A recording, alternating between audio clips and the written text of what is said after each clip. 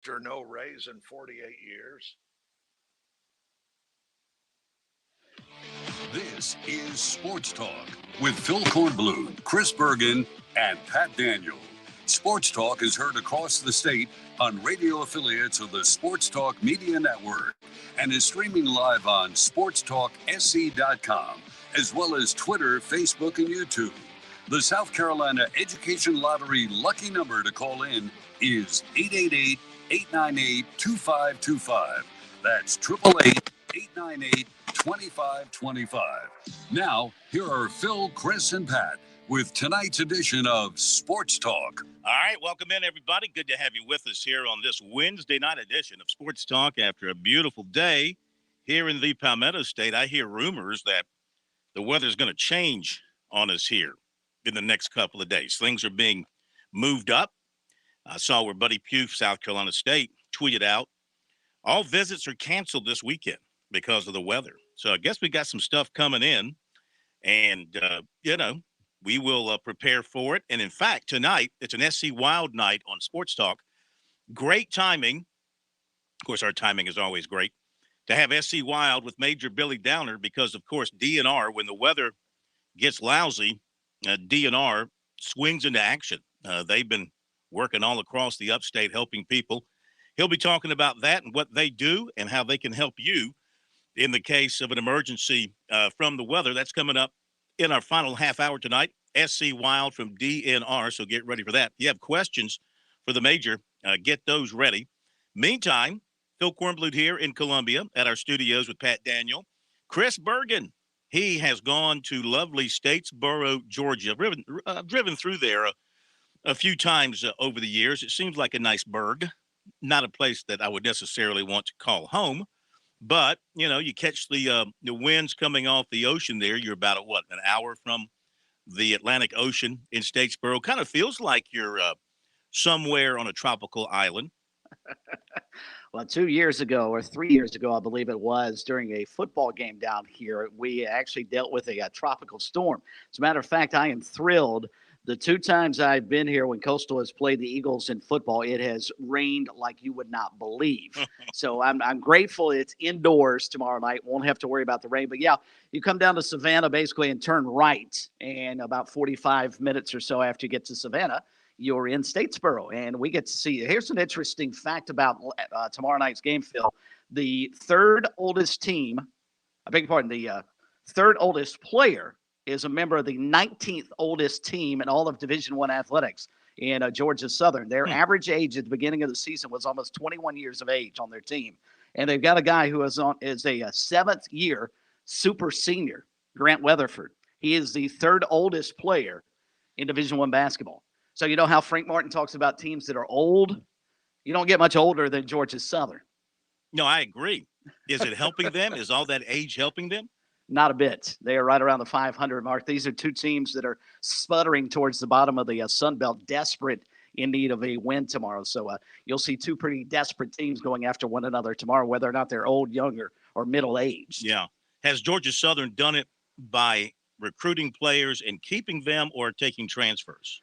A little bit of both. As a matter of fact, I looked through their starting 5, and several of the guys have been around for a couple of seasons with them, but they've got Trey Cobbs coming in. He's a transfer in from Northern Kentucky, and he's that guy he's actually a 6th-year senior, and he's 24 years of age, and he's the 35th oldest player in all of Division I basketball. So they're running an old age home, if you will, down here in Statesboro. Yeah, maybe they'll just be tired. They'll get tired. Well, it's a late game. Mm-hmm. What time do y'all tip tomorrow? 7 o'clock. Oh, that's late. Well, yeah. Clemson was late. Clemson was 9 o'clock. Clemson was last definitely night. late. And they kept talking about P.J. Hall being tired out there, and he's bending over. Basketball players, if you bend over and grab your shorts, all of a sudden you're tired. And he kept playing hard and making shots. What a bad night for Gamecock and Tiger basketball last night. Let's get into that, and we'll let you hear from the coaches as we move on through the program. And outside of that, we're wide open for your phone calls. If you'd like to join us, 888-898-2525, South Carolina Education Lottery lucky number. We got a lot to talk about. Of course, recruiting remains red hot. Coaches are everywhere visiting players, dishing out offers, getting visits set up. We'll go over some things. Oh, yeah, Beamer sent out a commitment alert this morning, and I don't know who it is, so we'll have to wait and see. I went back. I mean, there aren't a lot of high school players left in the 22 class that they are actively recruiting. Lightsey, the linebacker from Fitzgerald, Georgia, E.J. Lightsey would be one that they're involved with. That's a high school player. And, of course, in the transfer portal, John, there's Lavasi Carroll, who we talked to the other night, who indicated a pretty strong interest in South Carolina. Again, remember, he was once committed to them. It could be him. I don't know. It could be him. So we'll have to wait and see. But the Gamecocks are about to run out of room. They've got room for three more. Yeah, they got room for three more because they can have 32 in the class, counting all transfers and high school signees and commitments. So that's where they are at this point. So we'll see what happens with that. Don't know when the young man's going to announce. So this is one of those things where you got to keep an eye on it. But as far as the basketball goes last night, I mean, look, there's plenty to complain about both ways. South Carolina played a great first half at Arkansas and a horrible second half at Arkansas. They scored 19 points.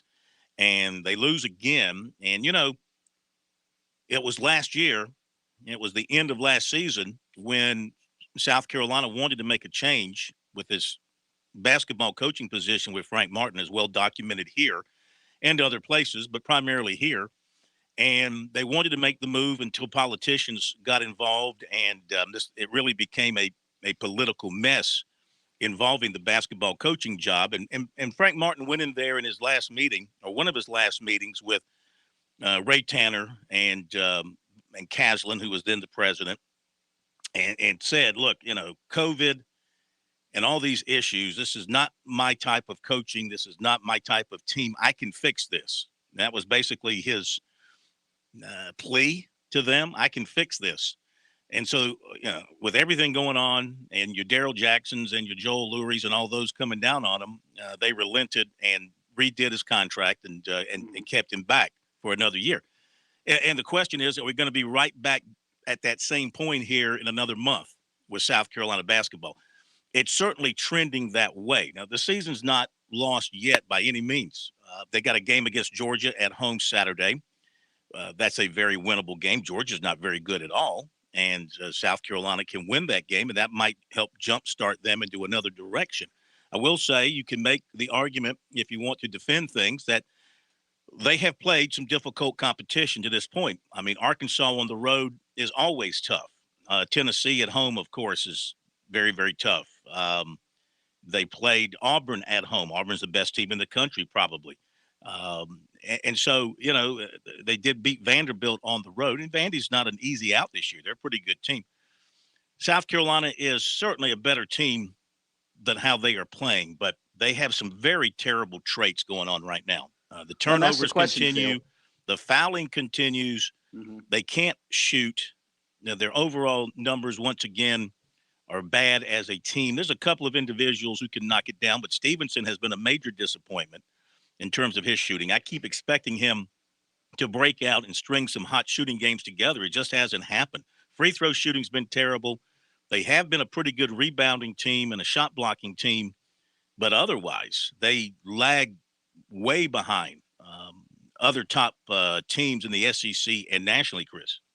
Well, and you brought up the point they're a better team than they've been playing. And my question is, quite frankly, are they? Or is this actually South Carolina? First off, they've got issues in the backcourt, well documented by Frank Martin. We did not see Jermaine Cousinard at all last night. You have to begin to ask yourself now, if you're a Gamecock fan, are you ever going to see Jermaine Cousinard again? Or has Frank Martin stuck him so far in the doghouse now that those two can't repair whatever has been wrong at that position? I thought Devin Carter handled himself pretty well. Not the easiest place. Now, this is not the old Nolan Richardson, Arkansas in 40 minutes of hell that you had to face last night, but still a pretty up-tempo, in-your-face defense. And I thought for the most part, he did. I think he had, about 6 turnovers, 3 really early that you could probably attribute to nerves, getting his first start, especially on the road. Mm-hmm. But outside of Devin Carter and James Reese, I mean, you're not getting much still out of your frontline guys. They got outscored by 20 last night in the paints. That's a Frank Martin trait. Get the basketball inside, rebound, score. And they're just not doing the things.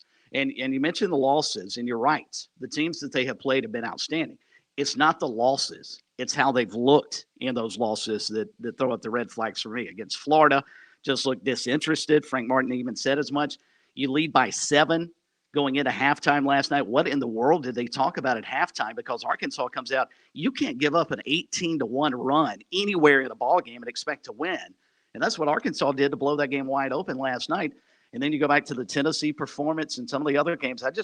I don't know that your assessment, I understand it. You would hope they're better than they are. I'm not sure they are. Mm-hmm. I believe we're seeing what South Carolina basketball is going to look like perhaps for the rest of the season. I just don't know. Yeah. Well, it's not a pretty picture. It's not a pretty picture right now. I tweeted this out earlier today. I always look for interesting stats. I found this in looking at the Gamecock stats. Their opponents have made nearly as many free throws, 271, as the Gamecocks have attempted, 295. I mean, that's obscene. That should not happen. Opponents have attempted 401 free throws, and the Gamecocks have attempted 295. As Martin has complained about, they foul too much, and they don't attack the rim enough. The Gamecocks have only been whistled for 23 more fouls than their opponents. But obviously, there's been a lot of two-shot fouls involved there because opponents are 401 attempts. The Gamecocks have attempted 295, and opponents have made 271. That's when they're making as many as you're attempting, you're not doing something right. Now let's go to Clemson, where, they go to Syracuse, and they haven't won but once up there at the Carrier Dome. And they played a pretty good ball game for the most part. It was a game where Syracuse built a double-digit lead, and Clemson would come back. And they built a double-digit lead, and Clemson would make a run. Tigers just couldn't sustain and get over it. And, boy, you could really tell the big difference. And Brad Brownell, we got to play this tonight. I don't know if you've heard his post-game comments. Did you get a chance to hear him? I did. He was direct, and he was harsh. And he took blame. Right. He took blame, and he put out blame. And he said his team is not physical enough. They don't play defense with physicality. Now, he said some of that, when you play Syracuse, you're facing tall, lean guards. That's why they're so effective with that 2-3 zone. And the Clemson guys are smaller, and they can't body them up. And then you got Boeheim. You got Buddy Boeheim going off for 25. And then you had Jimmy Boeheim had a big game. And then the other guard had a big game. Their backcourt, their starting two backcourt players combined for 48 points. So they were way much better than Clemson was in the backcourt.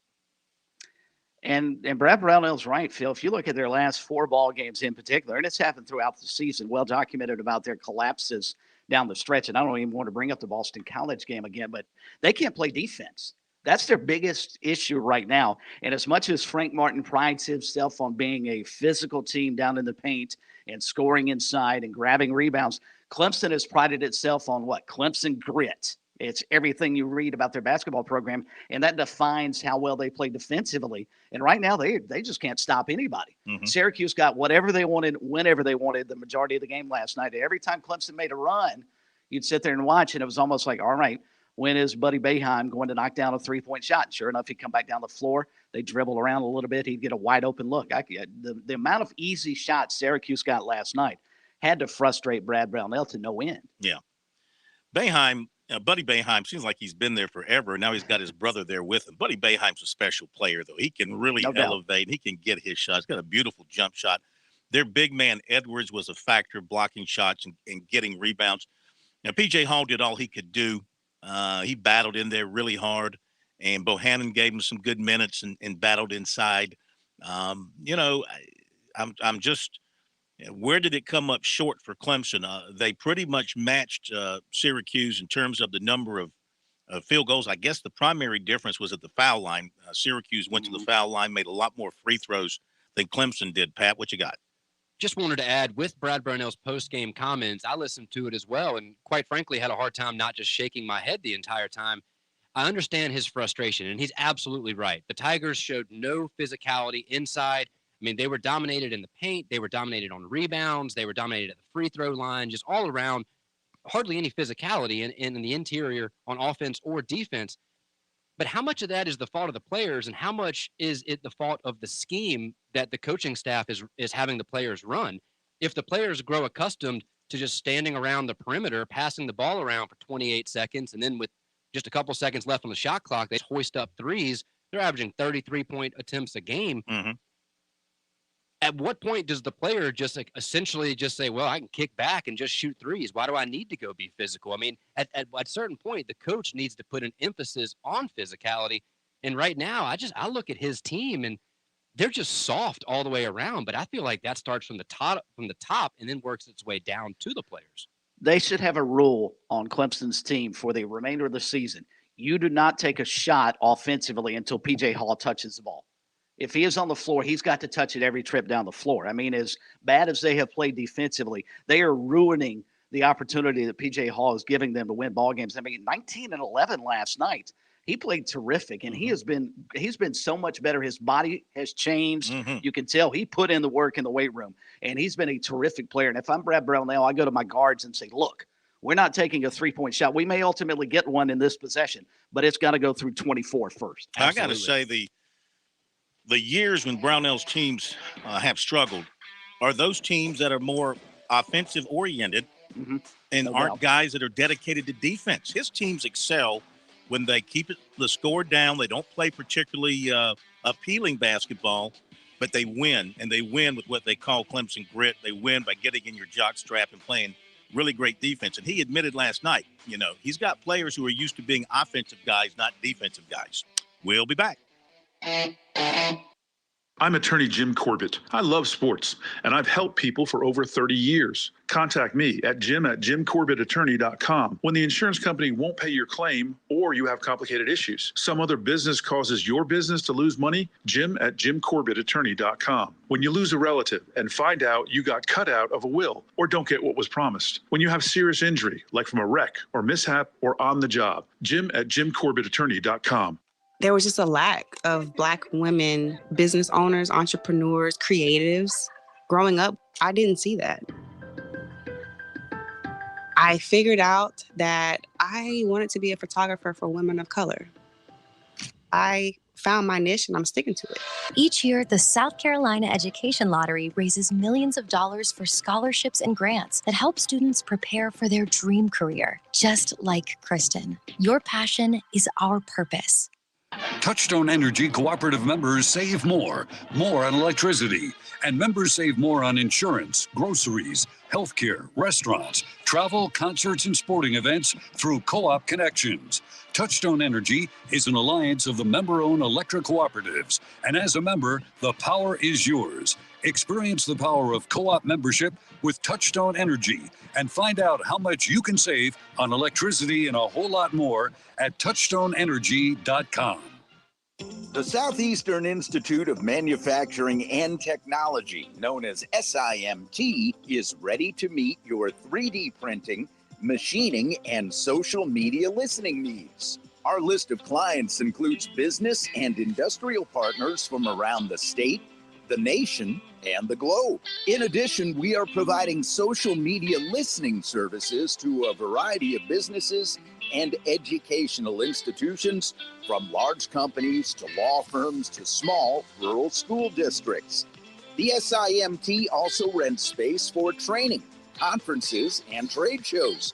Catering services are available for events being held at the SIMT. We are dedicated to customer service and look forward to serving you. Check us out on the web at simt.com to see a full list of our manufacturing services, or give us a call at 843-413-2740.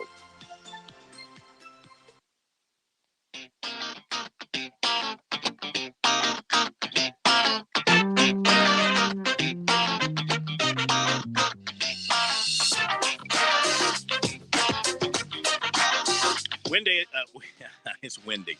Wednesday edition of Sports Talk, Sports Talk Media Network. Lines are open, and your thoughts, your comments, your questions are certainly welcomed here tonight on Sports Talk. The phone number, 888-898-2525, South Carolina Education Lottery lucky number. Since 2002, more than $829 million in lottery proceeds have been used to fund lottery tuition assistance for students attending technical colleges in South Carolina. You can learn more about the South Carolina Education Lottery's impact at sceducation.com/education wins, and playing for fun is a win for education. Coming up, we'll have recruiting. We'll let you hear from Frank Martin and Brad Brownell, and we'll have SC Wild tonight at 7:30. The major Billy Downer will be with us. As far as basketball tonight, Mississippi State's going to play at Florida. LSU will be at Alabama. Should be a good ball game. Western Carolina at Furman. Virginia Tech at NC State. Boston College at Louisville. Wake Forest at Georgia Tech. The Citadel is up at Wofford. Upstate is playing at Gardner-Webb. High Point down at Charleston Southern.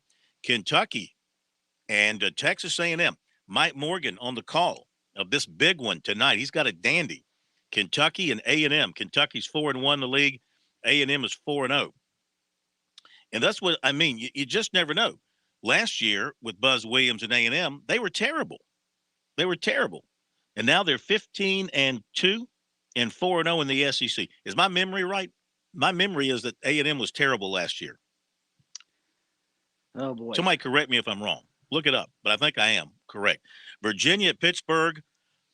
Georgia will get slaughtered by Auburn tonight. Georgia's 0-4 in the league, and Auburn's 5-0. So there you go with the rundown. And we've had some news tonight out of Georgia football. Pat, you want to share with us what you have seen on Twitter? Sure. First of all, there's been a number of stories out of Athens this afternoon, all basically happening since about 5 o'clock today, when quarterback Stetson Bennett announced on Instagram that he would return for one more season in Athens to try to defend that title. And as was expected, basically as he was making that announcement, JT Daniels officially entered the transfer portal at quarterback, as he will now look to go elsewhere. And it appears he's looking at his options to be a grad transfer so that he will be able to immediately play. Because correct me if I'm wrong, he did sit out a year after transferring from Southern Cal, did he not? I think he did. So also, as they were making those announcements, wide receiver Jermaine Burton, who was the second leading receiver on the team just behind a tight end, so technically the leading wide receiver on the team, he announced that he will be entering the transfer portal as well. So that now makes 3 different Georgia wide receivers to enter the portal. He had He had 26 catches for 497 yards and 5 touchdowns on the season. So they will miss that production next year. But with Georgia now, that now makes quite a number of players. That's 8 in total to enter the transfer portal since the end of the season. All right. Been very busy there in Athens, win a championship, and some stay. And who's the team? Some still leave. But, who would have ever thought, seriously, and you can take your recruiting rankings and you can shove them as far as you can. What was Stetson Bennett rated coming out of high school, And my point is that you never know. Yeah, it's a walk-on. Yeah. And not only was he a walk-on, he walked on and then he left. Right. And he actually, his family is tied into Stetson University down in DeLand, Florida. I guess that's where his first name Stetson comes from. And I think he spent some time there. He spent some time at a junior college, and he made his way back to Georgia. He was like the 5th quarterback. Nobody ever heard of him. You remember about 2 years ago, after Justin Fields, after they had Fields and they had what's his face, who's in the NFL he's a backup with the Bills. Who was the guy?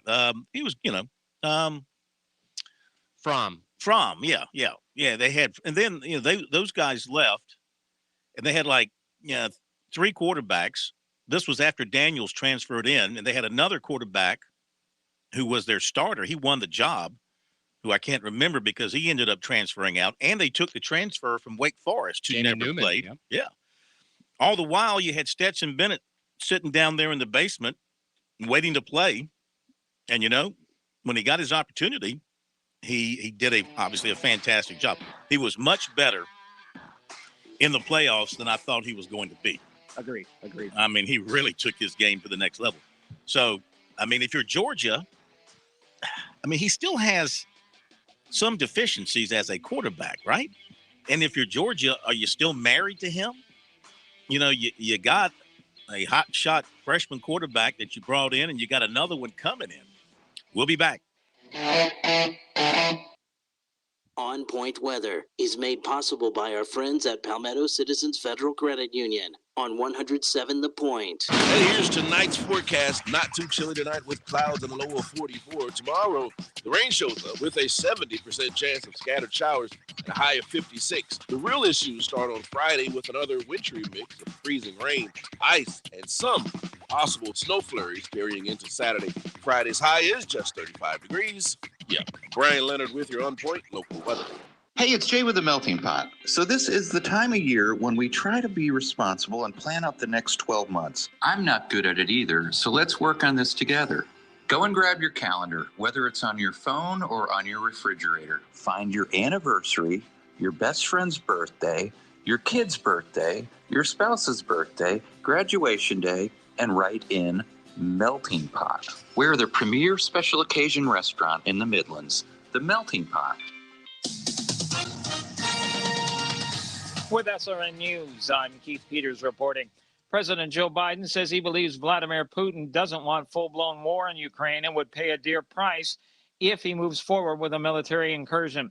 Biden, speaking at a news conference to mark his one-year anniversary in office, also said he believes that Russia is preparing to take action on Ukraine, though he doesn't think Mr. Putin has made a final decision.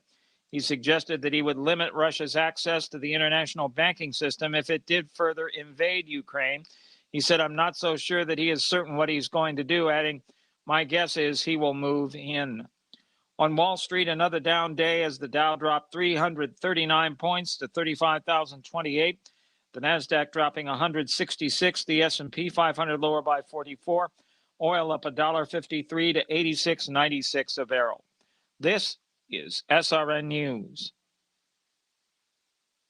Listen, parents ask, what's the best way to save for college? I'm State Treasurer Curtis Loftus, and my answer is always open a Future Scholar 529 college savings account. It's easy. You can get started online with any amount. It's flexible to adapt to your child's college dreams. And you can deduct 100% of your contributions from the South Carolina state tax return. So what are you waiting for? Go to futurescholar.com and see why it's the smart, easy way to save for college. Futurescholar.com. I'm home. Why is it so cold in here? I've got bad news. What? Our heat is out. You're kidding me. No, but there's a bright side. Our contractor says Dominion Energy offers rebates up to $500 if we upgrade to Energy Star qualified equipment. That's nice, but almost sounds too good to be true. No, I checked it out. See for yourself at DominionEnergySC.com. Where?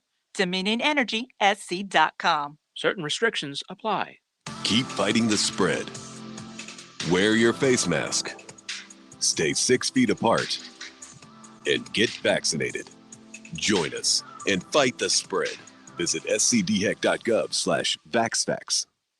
Hey Taylor, the new year's here. And the calendar is filling up fast. The Southeastern Wildlife Expo comes to Charleston in February. If you like fine art, good food, and dogs, this one's for you. Then the Bassmaster Classic is here the first weekend in March. 55 anglers will fish on Lake Hartwell while the Classic Expo and weigh-ins will be in Greenville. The Pomona Sportsman's Classic at the end of March and the U.S. Air Force Thunderbirds in April are also events you do not want to miss. That's a start, but there's more. So tune in to Woods and Water, South Carolina every Saturday afternoon here on our home in the Midlands, 100.7 The Point.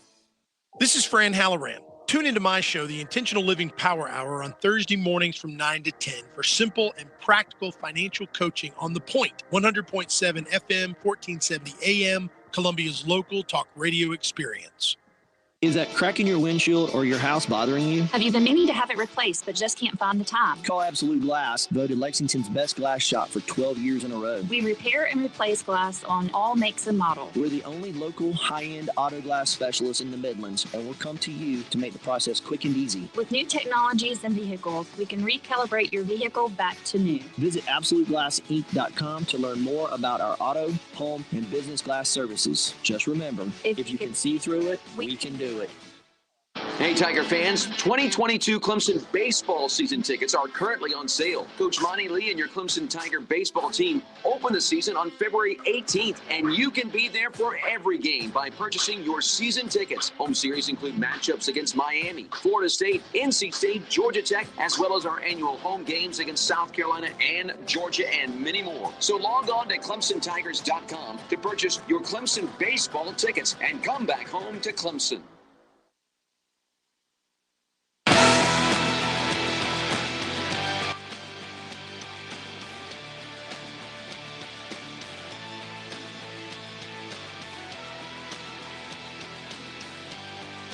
Back we are, Sports Talk Media Network on a Wednesday night. Good to have you with us. 888-898-2525 is the phone number as we catch you up on some of the Founders Notes of the Day. Founders Federal Credit Union Notebook, brought to you by Founders Federal Credit Union. Remember, you can get a mortgage note as low as 2.33%, which is still great at this time. Newberry has named Sean Johnson new athletic director effective April 1, April Fool's Day.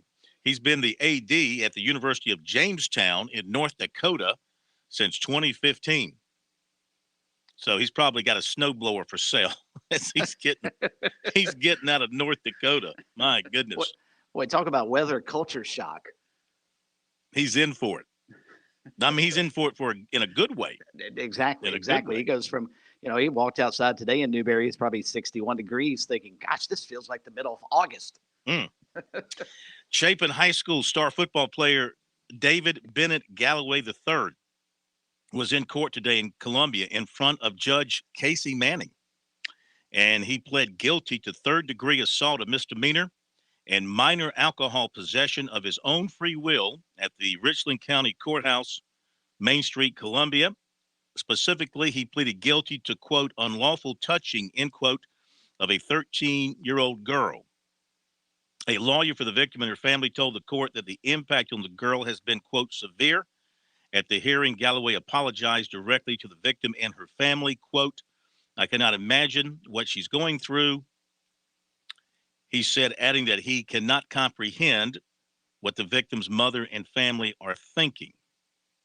Galloway pleaded guilty after he and his lawyer, Jim May, solidified a deal with the Fifth Circuit Solicitor's Office that reduced the original charge of second-degree criminal sexual conduction with a minor.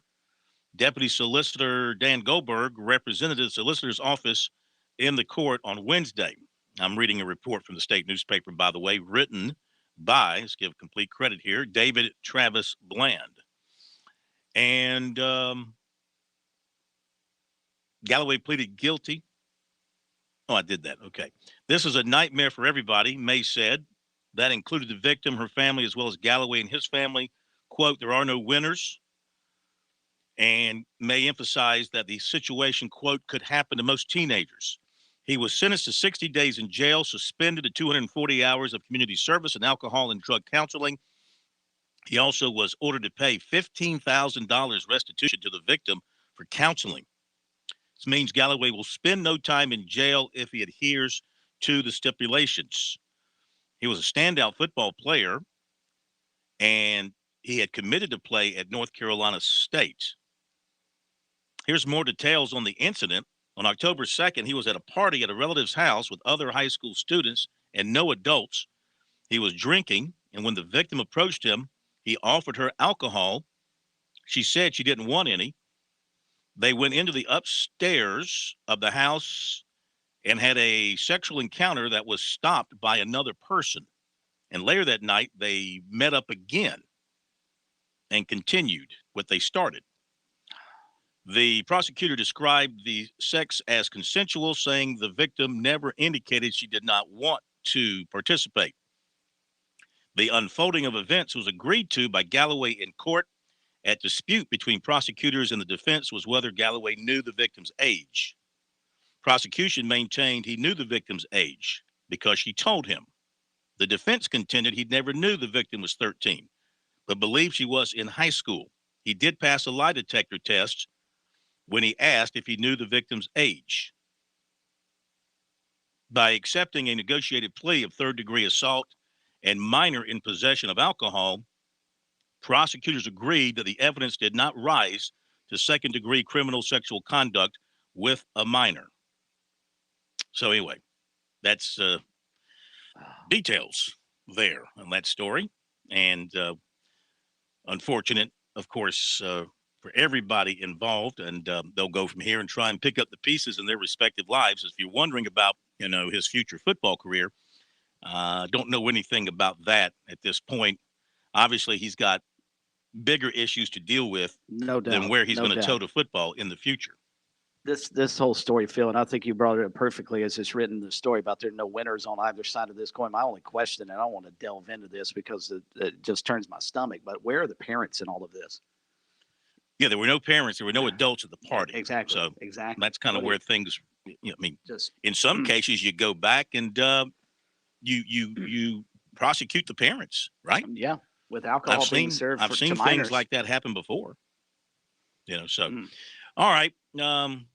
Let's go on to some other things here. Virginia, Tony Elliott set to hire Gardner Webb offensive coordinator, quarterback coach Taylor Lamb as Virginia's new quarterbacks coach. Former star quarterback at Appalachian State, was a GA at South Carolina. I believe that's Bobby Lamb's son or nephew. He's related to Bobby Lamb. Nephew. I'm leaning towards nephew, but I'm not positive. I do remember him, and he was a terrific player. Mm-hmm. Yeah. It's either Bobby's. Maybe Bobby's listening up there in Anderson if he's not out recruiting. It's either Bobby's son or his nephew. And the Citadel announced its 2022 football schedule today. They will open up at Campbell on September 3rd, then host East Tennessee State, then go to Mercer, then go to App, then host Furman, then go to Wofford, a trip to Western Carolina. They will host Samford. Then there's a home game with Chattanooga, and then a home game with Virginia's University of Lynchburg, not Charlottesville, but Lynchburg, and at VMI. Interesting. No big money game on the schedule for this season for the Citadel. You notice that? They're playing all FC. Well, maybe Appalachian State. No, what am I thinking? Yeah, what am I thinking? No, Appalachian State, I guess, would be their so-called money game since they're FBS and they're right FCS. But I mean, that's not. I know that's Sun Belt, but that's not a big step up for the Citadel. Yeah, I don't think the Citadel's getting $1.5 million to take on Appalachian. No, I'd feel pretty confident in saying this is not a Clemson or South Carolina matchup for them. Well, this is good for Brent Thompson, who needs a big year. He needs a big year with this schedule. Now the deck is squared here. It's not stacked against you. You got a chance here in every one of these games. Maybe App might be out of reach. I mean, they are really good, right? We know that as a Sun Belt team. But the rest of them, Southern Conference and otherwise, they should have a chance to win in every one of those ball games. I mean, look, Furman was not great last year. Wofford was down big time. Western's not real good. Samford's okay. Chattanooga's pretty good. VMI's gotten pretty good. They should beat Virginia University of Lynchburg. Mercer's okay. East Tennessee was pretty good. Campbell was okay. There's not a game there besides Appalachian that they can't win if you're a Citadel fan. The way I see it. That would be encouraging. I'd love to see them bounce back and have a really good year. And our poll question of the week, Special Teams Player of the Year in South Carolina. Voting continues. 550 votes are in. 2 days are left. It's a blowout. Parker White, USC place kicker, 77.8%. BT Potter, Clemson, 17.8%. Will Shipley, kick return from Clemson, 3.3%. Now, Timmy Bleekrode has picked up some votes from Furman. He's up to 1.1%. He was below 1 full percent. And now he's above. So he's picked up some of the precincts there in the Greenville area now being counted. So the absentee ballots are coming in. Get your votes in. Got a couple of more nights to vote on that. All right, after the break. 2 quick things real quick, Phil. Taylor is the son, actually, of Bobby Lamb. Okay. And you mentioned Texas A&M before the bottom of the hour break. You were right. They were 8-10 last year in SEC basketball and 2-8 in the league. Yeah. But they did not play a game at all in February because of COVID. Yeah, they had a lot of issues, but I also knew they were very, very down. But they've turned it around, and now they're good this year. It can happen. All right, we'll hear from Frank Martin following last night's loss at Arkansas. That's coming up next here on Sports Talk.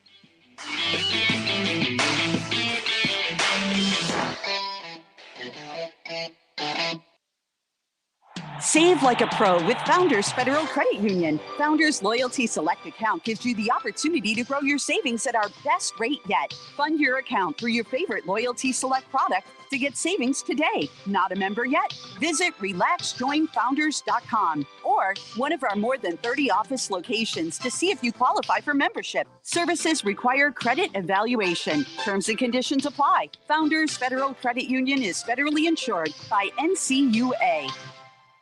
Hey, this is Major Billy Downer with DNR, and coming up tonight at 7:30, another edition of SC Wild on the Sports Talk Radio Network. There are no words to describe it. The isolation, the boredom, the loneliness. If you're wondering where your teenage son or daughter's spirit went, you're hardly alone. The past year has been devastating, especially for them. But here's the good news. They might just find it again, playing high school sports. Workouts that stimulate, teammates and coaches that care, the sense of belonging so many of us have been missing lately. That's what school sports are all about. The sense of achievement is real, and the camaraderie is hard to beat. Coping with uncertainty is difficult, but school sports can help the teenagers in your family start feeling like themselves again. Encourage them to give it a try. High school sports. It's so much more than a game. This message presented by the South Carolina High School League and the South Carolina Athletic Administrators Association. Sports fans, are you in it to win it? Join South Carolina's fight against COVID-19 by getting your vaccine today. Vaccines are safe and will help stabilize school operations by bringing us back together safely. The CDC recommends everyone 5 years and older get vaccinated. Visit scdhec.gov/VaxLocator or call 866-365-8110 to find a vaccination station near you. We've got Major Billy Downer with us here from the Department of Natural Resources. Major Downer, hunting season is upon us. How do we stay safe in a field? There are 3 rules that every hunter should follow when they're hunting with a firearm. Number 1, treat every firearm due to respect a loaded gun. If you treat your firearm as if it's loaded, you'll always, number 2, keep that muzzle pointed in a safe direction. And number 3, when you decide to pull the trigger, make sure of your target, identify it, and know what's beyond it in case you miss. And remember, life's better outdoors. Visit dnr.sc.gov for more.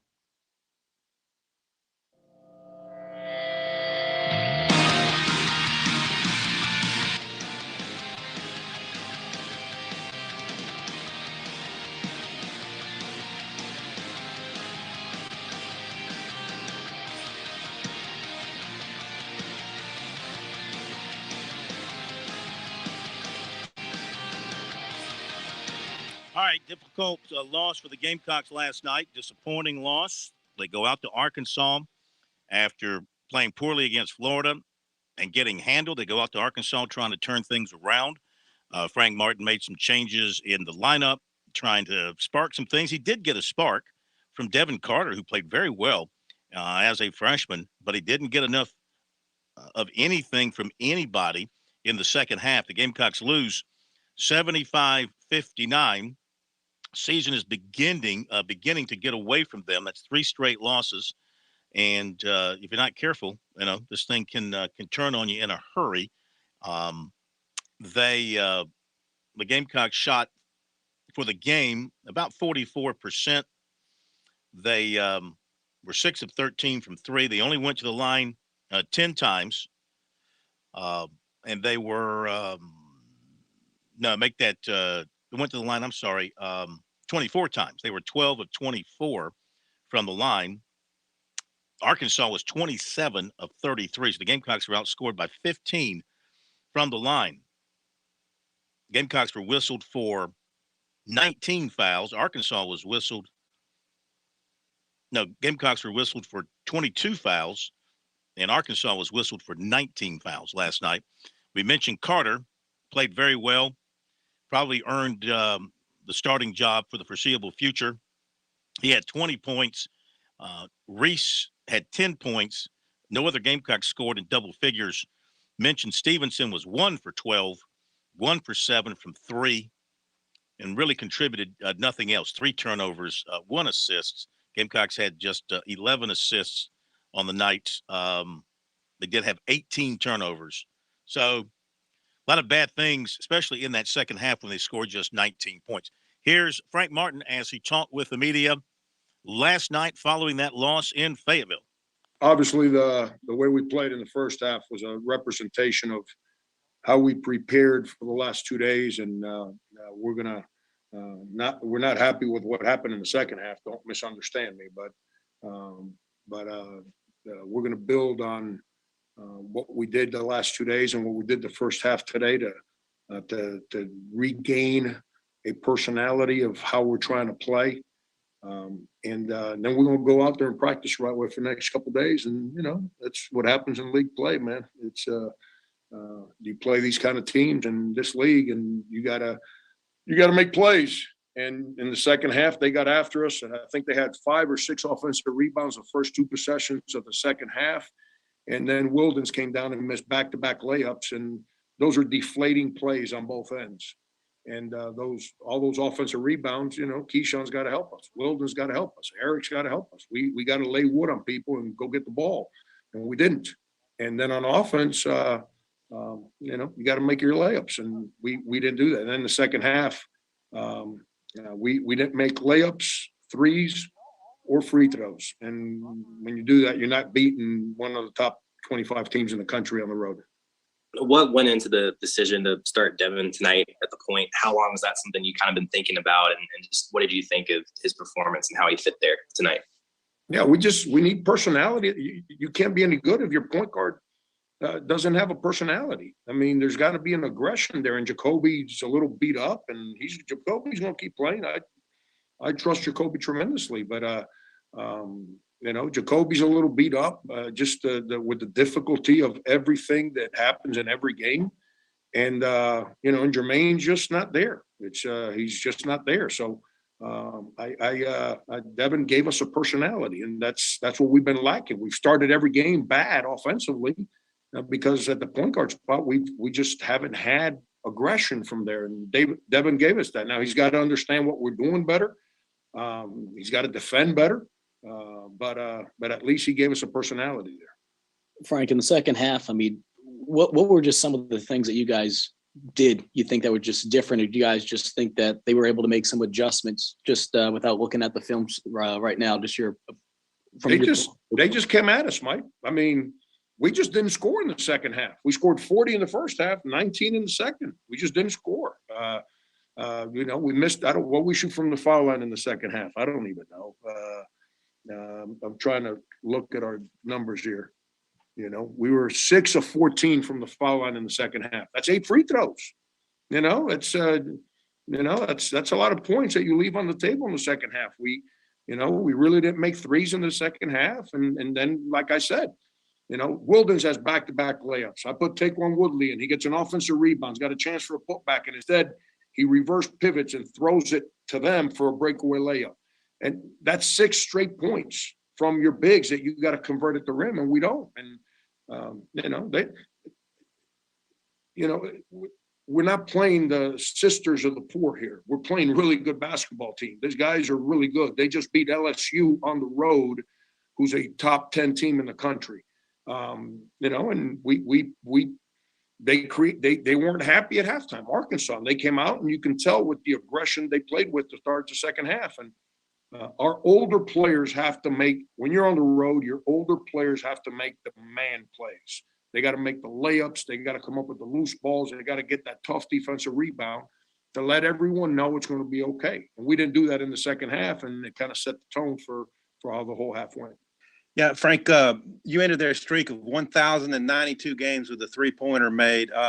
You wanted to challenge them from three with the amount of zone you played? Yeah, they're not a great three-point shooting team.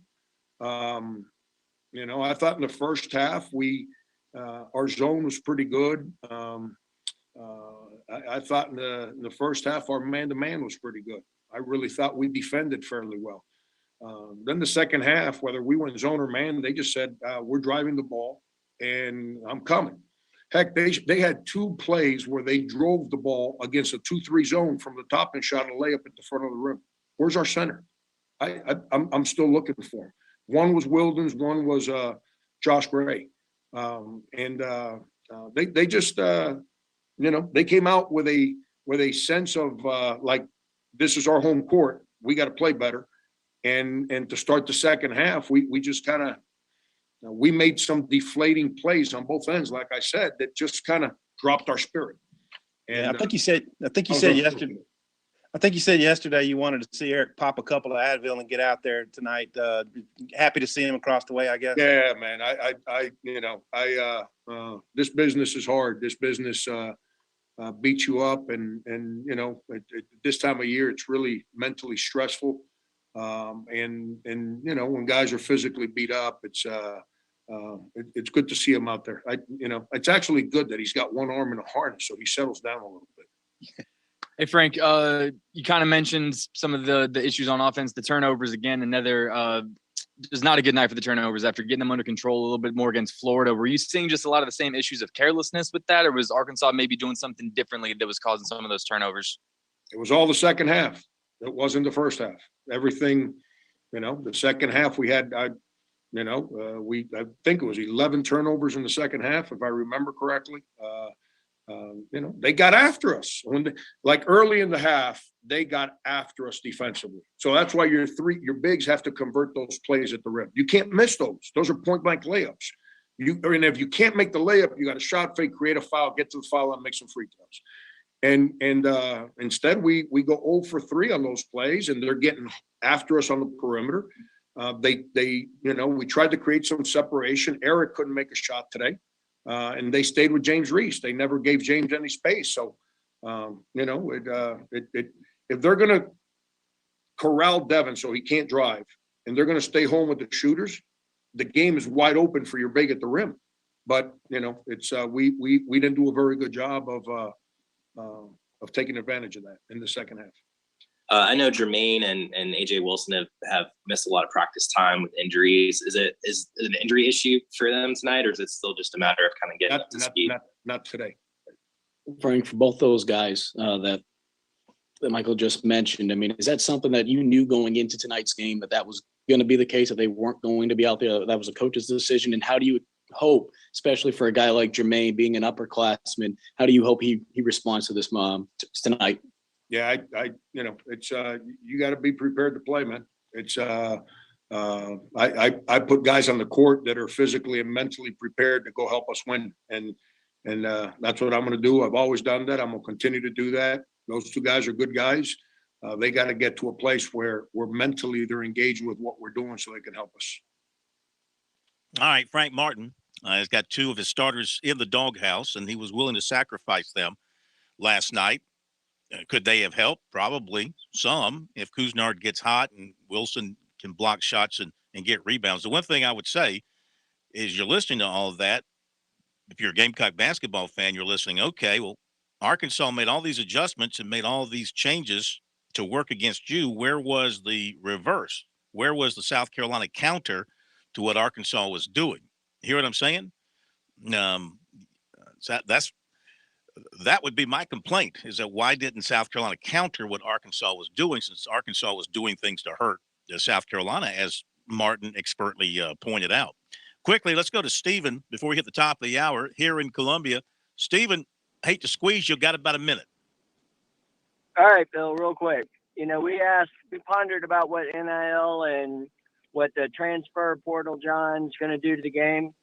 We know, if you look at college basketball, they've been doing that for the last 4 or 5 years. The one and dones, the rich get richer, the ones that are willing to get in the mud. They've been doing shoe contract deals. They've been doing booster deals. LSU still hadn't even been investigated. Krzyzewski, you look at those scumbags that have gotten in the dirt, And now, what do you think the graduation rates are? And what do you think the popularity of college basketball is? Nobody is affiliated or has, like, I used to love the old Duke basketball teams where, Leitner and all those guys, you knew them for 4 years. Yeah, you hang on a watched them second, beat Stephen. UNL. If you'll hang on, we'll let you finish on the other side. But that's the same thing I was talking about the other night, is building that fan connection. Be right back.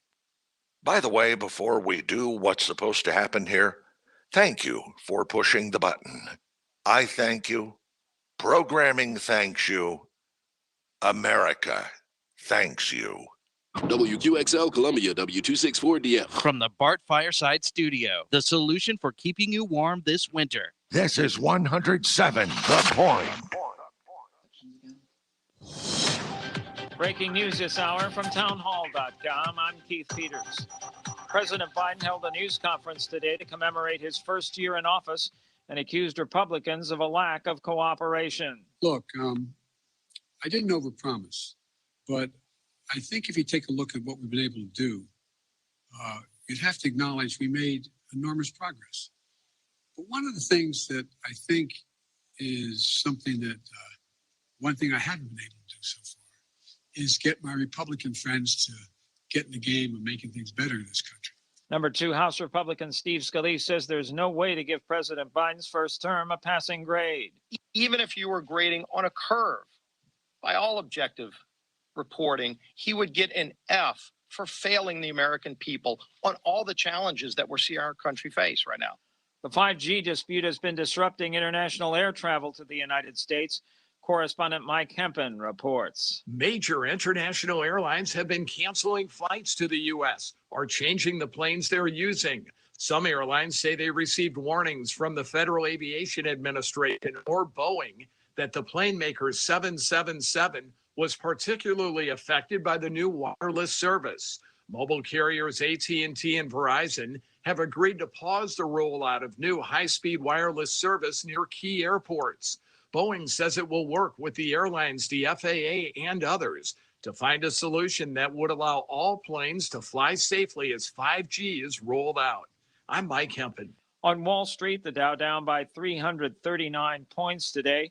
The Nasdaq dropping 166. The S&P 500 lower by 44. Oil continued its inexorable climb, up $1.53 to $86.96 a barrel. More on these stories at townhall.com.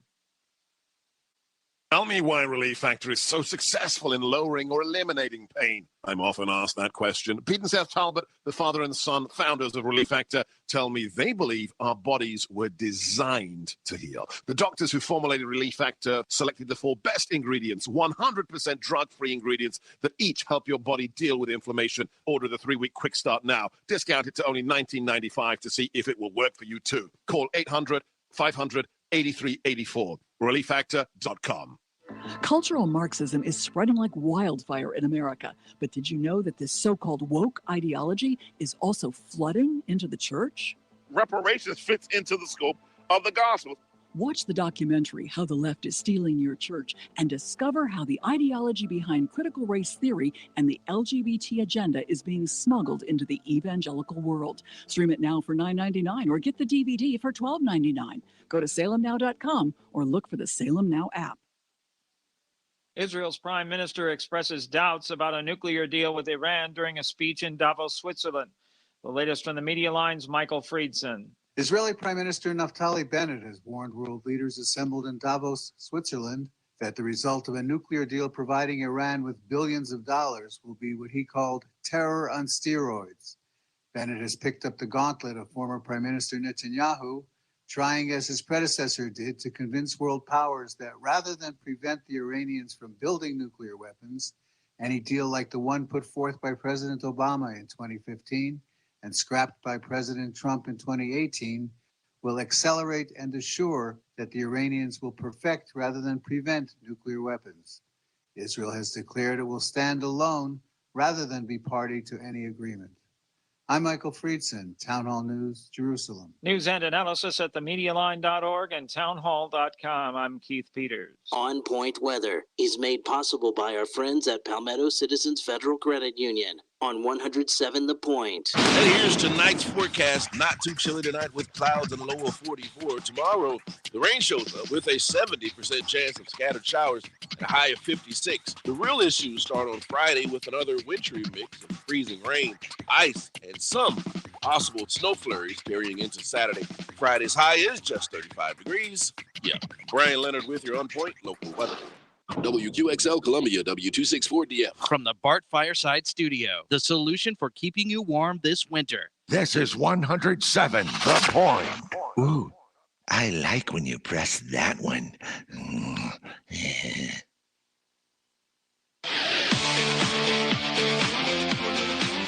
Welcome back to Sports Talk on the Sports Talk Media Network.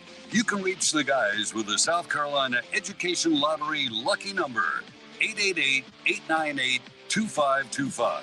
That's 888-898-2525. Now back to Phil, Chris, and Pat with the second hour of Sports Talk on the Sports Talk Media Network. All right, we're back. Sports Talk Media Network here on a Wednesday night. Good to have you with us. Phil Kornblut, Chris Bergen down in Statesboro, Georgia. Pat Daniel here at our studios in downtown Columbia. 888-898-2525, South Carolina. Education Lottery, lucky number. Comments from Brad Brownell coming up. And recruiting. And then SC Wild from DNR with the man himself, Major Billy Downer. Stephen was with us as we hit the break. So let's bring him back, let him finish up his thoughts. Thank you for holding, sir. Continue. So, Phil, I was saying the example's already been proven what a dysfunctional and how it destroys the sport. We've watched basketball just deteriorate. I mean, those kids are mercenaries. They're going from school to school. You know, they're one and dones. You see the coaches that win get down in the gutter with the boosters and with the apparel manufacturers and the agents. And it's not apathy from South Carolina Clemson standpoint as much as it is an apathy for the whole sport and a game, you know, just lost the, you know, it used to be incredible. Watch Georgetown, North Carolina. You knew all the players. They've been there 3 or 4 years. You watched Alonzo Mourning and all those guys. And now you don't know who's going to be on their team from year to year. You know, it's not just because South Carolina and Clemson try to do the right thing and they don't get down in the gutter like a lot of these coaches do at the high end. But this has been going on for 4 or 5 years. It should be a prime example to, you know, the adults in the room. Hey, this ain't working. I don't know who it's working for, but it ain't working. You know, why are we going to destroy football the same way? Yeah, that's a good question. I mean, you know, you and I are in that same boat, thinking the worst is going to happen out of all of this. We could be totally wrong, Stephen, to be honest with you. I mean, I'm trying to look at it. I'm trying to look at it with an open mind. I mean, I have my preconceived notions, but I mean, I think this could become very bad for college sports in a number of different ways. Primarily, again, when people start paying you, then they start feeling like, in some ways, with some people, they kind of feel like they own you, or you owe them a debt of gratitude, or so I could see some funny things start to happen around college football as a result of this public payment of players. Mm-hmm. I know if when it was going on under the table, you know, and you were cheating, you definitely owned the people who were taking the money. If you wanted to squeeze them, you definitely did, because they didn't want to be found out. So not only did you have them because you had paid them, but you had the secret as well. And the, you know, part of it is, hey, you know, if you don't do something here, I'll go public with it and you'll lose your eligibility. You don't think any of that happened over all those years? Sure it did. And I could just see in a worst case scenario, the same thing. How are you going to police it? Does it need policing? Are they going to be self-policed? Can the schools police it through their NIL initiatives? I mean, these are questions that can only be answered in time, I think, Chris. I don't have the answers for it right now. I think we're going to have to let it play out and see what cases occur, if any do occur. But I can see a lot of potholes in this particular road ahead for college football. I can't believe anybody at the NCAA level is smart enough to look down the road and see what perhaps could possibly come out of NIL that they thought, you know what? And the example that ran through my mind, Phil, when you were running through your description of what you believe may happen, think back to Prohibition. And people were trying to get alcohol every way possible. And the government said, this is ridiculous. Let's find a way to make some money off of this. We'll just tax alcohol. We'll make it legal. And that's similar in some regards to the debate we have. I'll use marijuana as an example, but similar there. Maybe here in this regard, the NCAA realized there's no way we can continue to police the cheating. We don't have the law enforcement availability or the wherewithal nor the personnel to go check in on every school every day to find out. So let's just make all cheating legal. And then we don't have to worry about it anymore. And let's just see what happens and turn it in, as Stephen pointed out, to the wild, wild west. If I could add just a slightly differing perspective, surprise, surprise here. Following what you guys are saying, and totally agree with Stephen and you, Corn, about right now it is becoming increasingly difficult to feel attached to teams, in particular teams such as Duke or Kentucky men's basketball, where you get so many of the ones and dones. We may not see that as commonly like here in South Carolina, but we are familiar with it. But I'd like to look at a different perspective in the sense of, I think the NIL may actually ultimately prove to increase graduation rates and incentivize players to stay in college. And what I mean by that is the average G League salary right now is $35,000.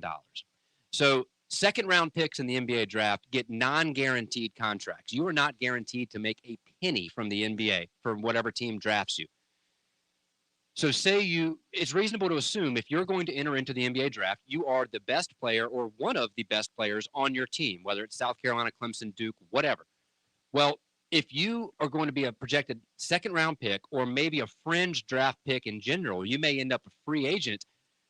You're only going to make $35,000 kind of toiling away in the G League, or you could stay in college. And if, again, you're the face of that program, I feel like it'll be fairly easy for you to accomplish making more than $35,000 for NIL. Let me get through this. I've got to insert something here. I've got to insert something here. Sure. Hang on a second. You made me do something wrong. I've got to insert something here. Isn't that the wrong reason for staying in college now? Aren't you the one that always says you go to school to get a degree, and now this helps? But that's not why you're saying they're staying. They're staying for the money, not for the degree. You're saying it's both, because that's not the reason they're staying. They're staying to cash in via NIL, and if they happen to get a degree, so be it. Absolutely. Yeah, but that's the wrong incentive for staying in college. College is not to be your job unless we're going to make college now professional.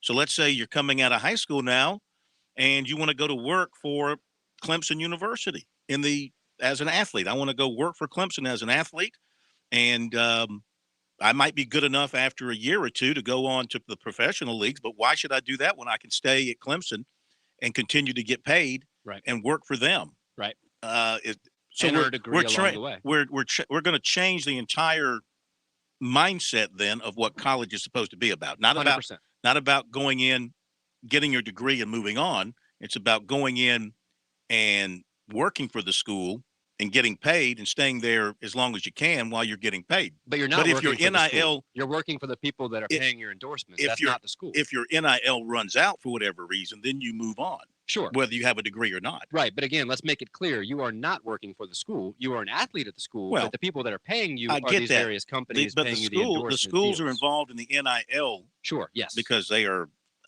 hiring companies to handle their NIL to help set things up. No, they're not supposed to be paying you, but they're supposed to be educating you, helping you with your tax ramifications, apparently making sure the people you're dealing with are on the up and up, et cetera, et cetera. Right. And that's all fair. And that is a perfectly fair debate there. But I would argue conversely that the reason we go to college is to get a high paying job. You go to college to get a degree to help you make money as an adult. But if I'm a remarkable basketball player or baseball player or football player, and I'm able to go to school and still get that education, but quite frankly, that's secondary to me. My primary goal is to use my athletic ability to be able to make millions upon millions as a professional, why not make a little bit of money along the way is my, and again, if you're against that, that's fine. But back to my point here, let's switch over to the women's side. Let's take Valerie Cagle as an example up in Clemson. There is no Major League Softball like there is Major League Baseball. Essentially, her career beyond college will be limited to the occasional exhibition events such as the Olympics, where she can make money as a participant there. But she won't be able to strike some crazy $100 million deal like we see so commonly in Major League Baseball. But right now, she could maximize her earning potential in college while she still has it as one of the up-and-coming superstars in college softball. She could now make money doing this, whereas previously she could not. So this directly will benefit women, and now she might be incentivized to stay in college for 5 years because she has that extra year because of COVID. She could now earn a grad degree on top of her undergrad degree and make hundreds of thousands of dollars along the way, whereas she will not ever be able to make that in a professional sense, like if she was a man going into Major League Baseball. No, So I just feel like it could incentivize players. I think you've got professional female softball leagues out there that are paying good money, right? Haven't I seen that like at 3:00 in the morning on ESPN or something, right after bull riding? The Ocho. No, I've seen professional women's softball out there, and I think they make good change. Sure. Listen, let me I want to take the call real quick. All right, I'm gonna take the call real quick, and then we got to go to break. We got to hear from Brad Brownell, and I got to do recruiting. Is anything you got to say more important than that? No, it's just also we see team deals like BYU struck an NIL deal to pay every single walk-on player their full scholarship amount. Well, not the BYU itself do that, or is that somebody out there saying they're going to do it for BYU? Or For BYU. No, for BYU. And that's my point, though, is we see these team deals as well. NIL can also help underfunded schools like D2, D3 schools can now, as a team, go out and strike NIL deals that now may be able to help afford them better uniforms, better equipment. Do you think Division II and Division III players are going to cash in on NIL deals? Not in the hundreds of thousands, but maybe in the hundreds or the thousands. And you think they're going to turn their nose up at an extra $1,000 a month? I wouldn't. Would you? All right, let's go to Ronnie in Columbia. Ronnie, welcome into Sports Talk. How are you? I'm doing very well. Thank you, Phil, for taking my call. The problem I've got with all of this is that I don't even blame the NCAA, although the NCAA is certainly blamable for a lot of things. This is basically legislatures run amok in inserting constitutional rights where none exist. And at some point, it should be challenged in the courts. I know part of it already has made it to the Supreme Court, but you're talking about a contractual obligation and a contractual arrangement.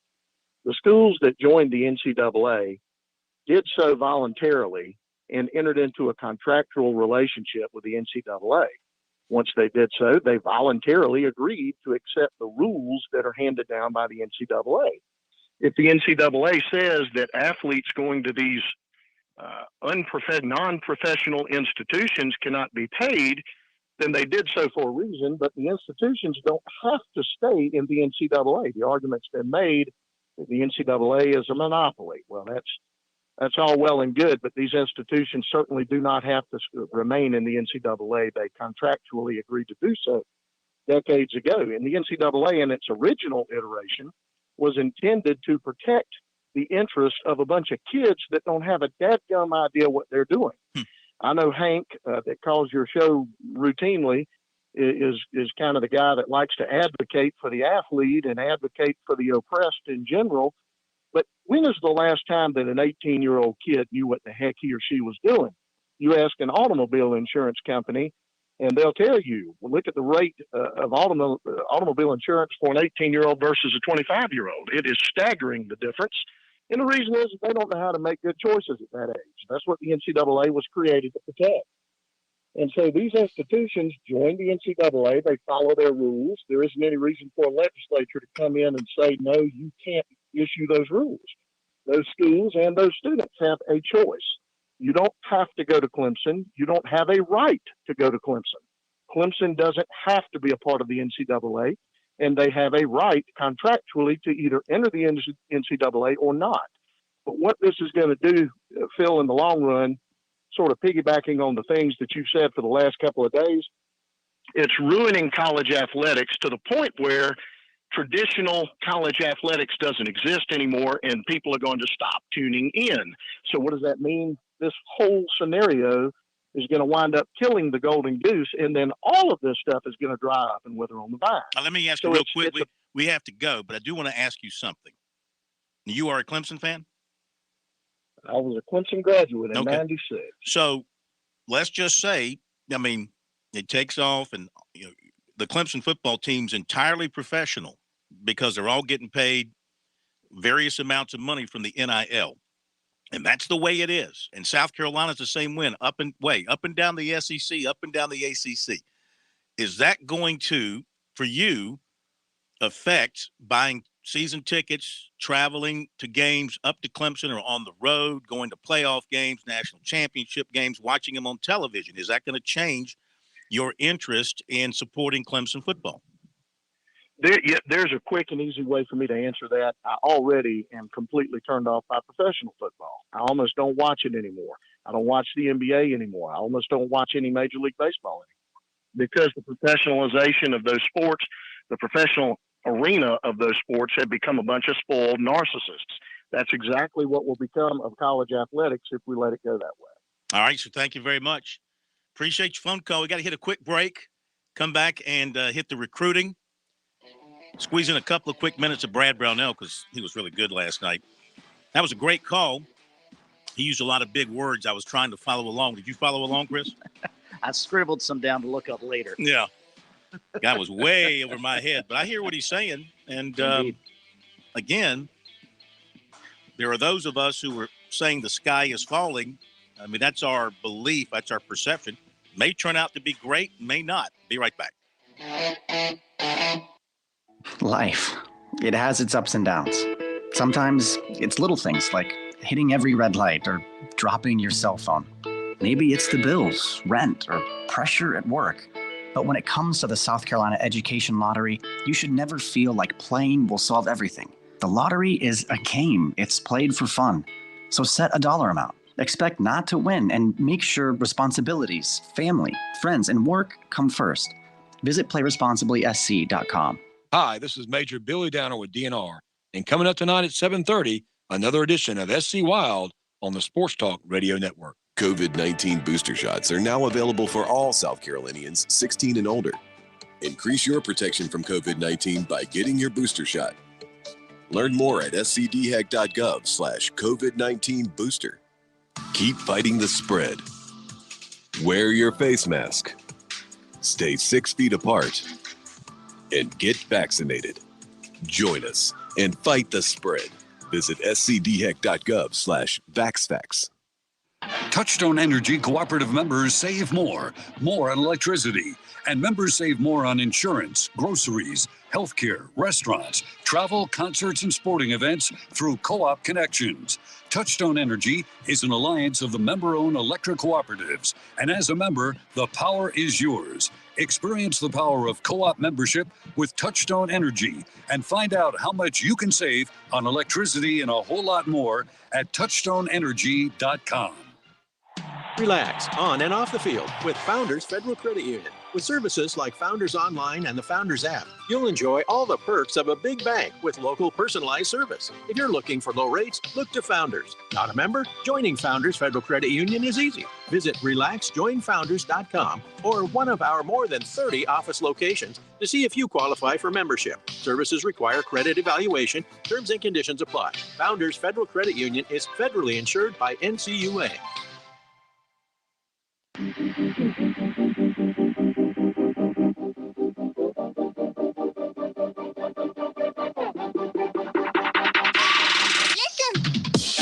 All right, recruiting, we go here on this Wednesday night.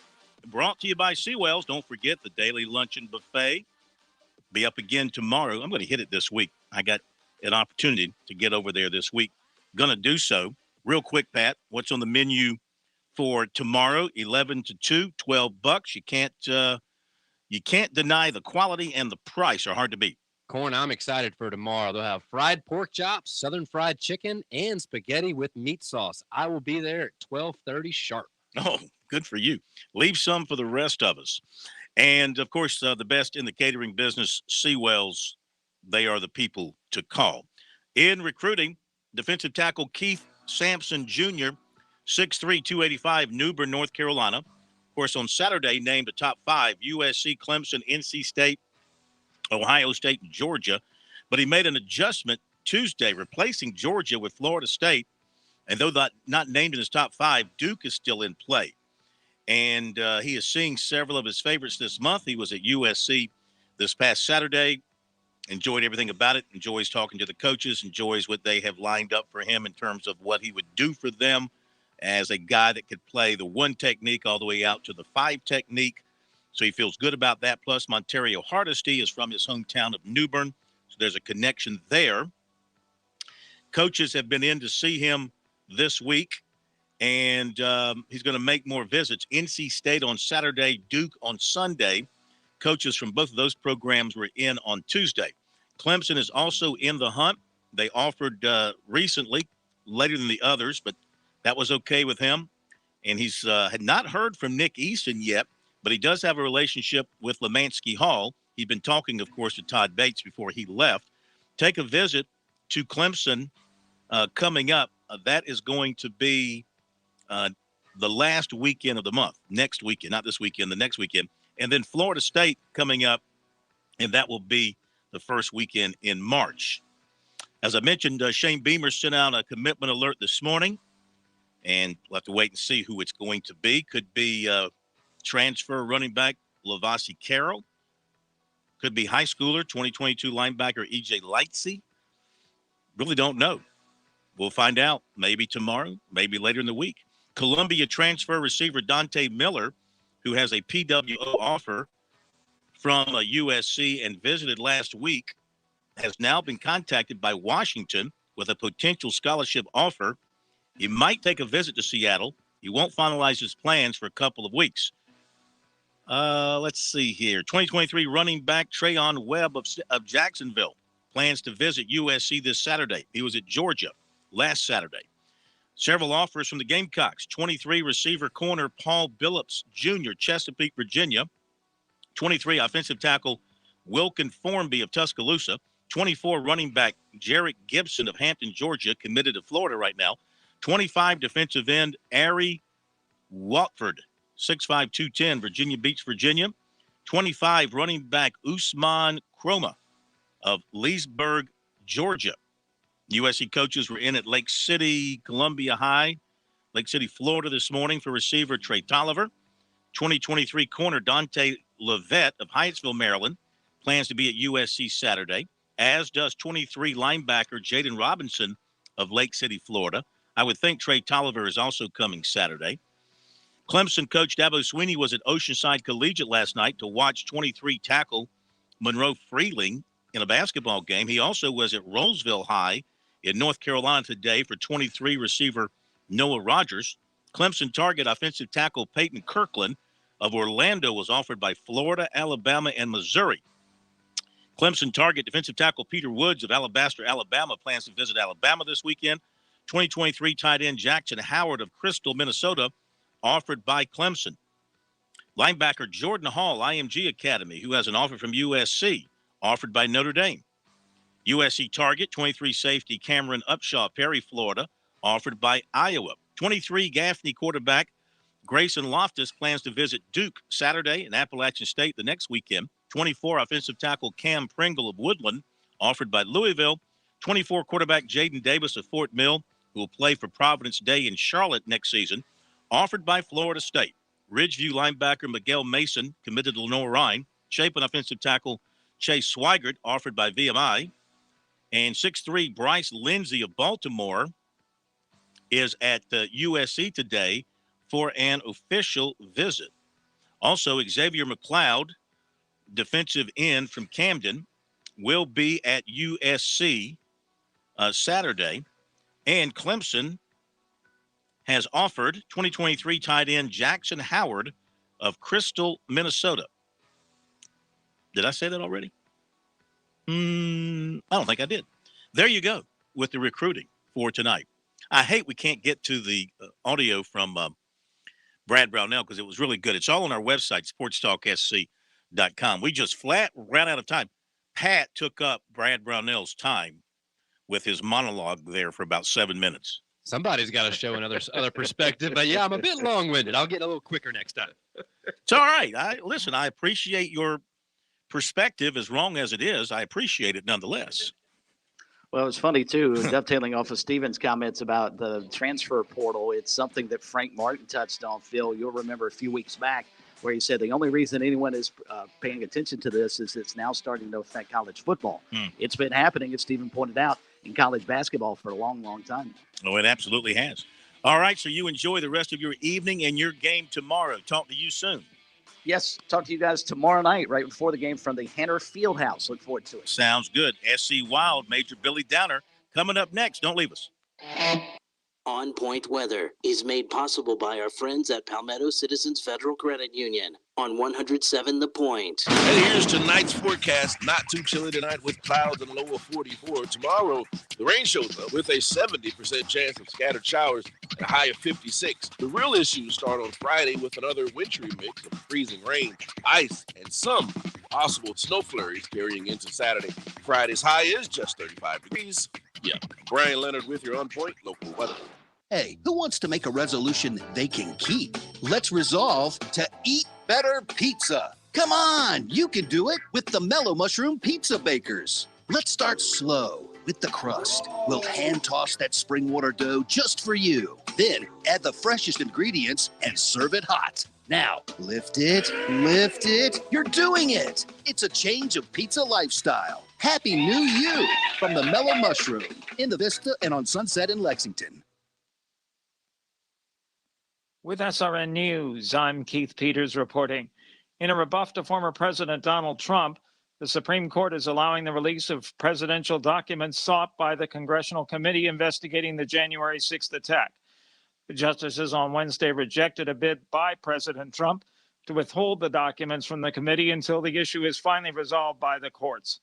Following the High Court's action, there is no legal impediment to turning over the documents, which are held by the National Archives and Records Administration. They include presidential diaries, visitor logs, speech drafts, and handwritten notes dealing with January 6th from the files of former Chief of Staff Mark Meadows. On Wall Street, the Dow down by 339 points. The NASDAQ dropped 166. More details at srnnews.com.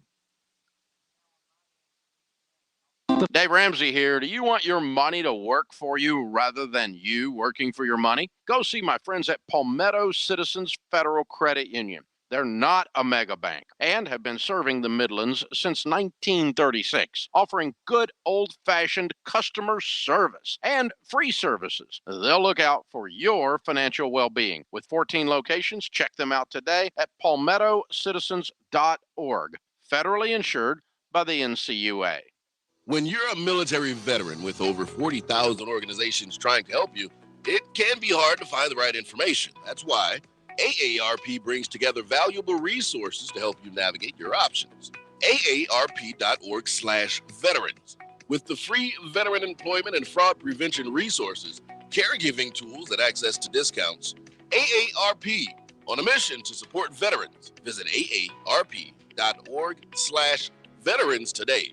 Everyone knows that here at The Point, we are all about supporting local businesses. We are all about local, local, local. You cannot get more local than my friend Greg McCoy and his business, Simplified Mortgage Solutions. Fran Halloran here. If you're buying a home or you're looking to refinance your current home, you owe it to yourself to call Greg. He is the real deal. You can expect Greg to treat you like you are his only client. You can expect Greg to scour the market to find you the best rate available. You can expect Greg to charge you a fair price for his work and his service. Why would you deal with some national company headquartered in who knows where when you can do business with Greg?